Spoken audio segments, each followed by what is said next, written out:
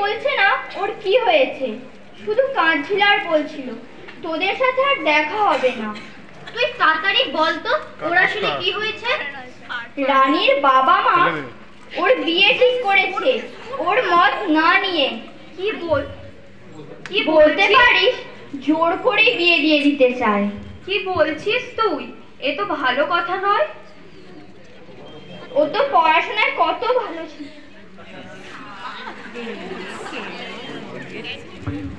করেছিল। কাকু কাকিমা ওর কোনো কথাই শোনেনি। চল বিষয়টি আমরা কন্যাশ্রী ক্লাবে গিয়ে জানাই। হ্যাঁ চল চল, বিষয়টি জানিয়ে রাখি।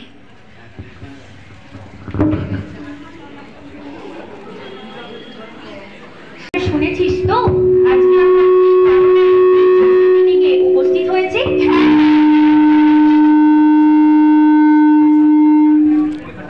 এই বাইকটাই ধরছে।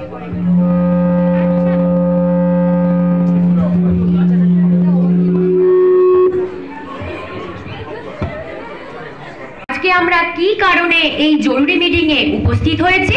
হ্যাঁ আমরা জানি।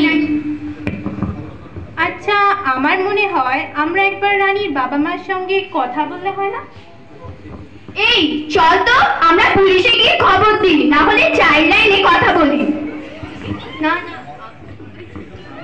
না না, আমার মনে হয় স্যারকে একবার মিটিং এ ডেকে তারপরে কি হবে ঠিক করলে ভালো হয় না? হ্যাঁ, আমারও তাই মত। বেশ তাই হোক। এই তোরা কেউ আমার সঙ্গে একবার চল তো, স্যারকে গিয়ে ডেকে আনি। ক্লাবের সেক্রেটারি প্রার্থনার কাছ থেকে শুনলাম তোমাদের উদ্যোগ তো খুবই প্রশংসনীয়, তবে ব্যাপারটা একটু ভেবে চিন্তে এগোনো উচিত। এক কাজ করা যাক, আর ছুটির পর আমরা সকলে মিলে রানীর বাড়ি গিয়ে ওর বাবা মার সাথে কথা বলি।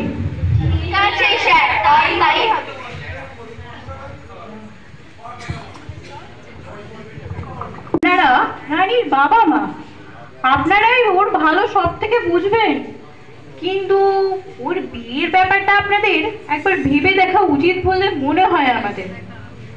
ওর ভালোর জন্যই ওর বিয়ে ঠিক করেছি। এছাড়া পাত্র ভালো কাজ করে, ভালো আয়ও করে। তাছাড়া পাত্র বলেছে ওর পড়াশোনার ব্যাপারটাও ভেবে দেখবে। কিন্তু কাকিমা, ও পড়াশোনায় এত ভালো, তাছাড়া ওর পড়ার ব্যাপারটা আপনি অন্যের দায়ের উপর ফেলে দিচ্ছেন। তোরা সবাই চুপ কর তো, তোরাই ওর মাথাটা খাচ্ছিস। আপনারা মস্ত বড় ভুল করছেন। ও এখনই বিয়ের জন্য মানসিকভাবে প্রস্তুত নয়, তাছাড়া ওর বিয়ের বয়সও হয়নি। আর ও তো আপনাদেরই মেয়ে, মানসিকভাবে কেমন ভেঙে পড়েছে দেখেছেন? যদি ভালো মন্দ কিছু হয়ে যায়, পারবেন তো নিজেদের ক্ষমা করতে?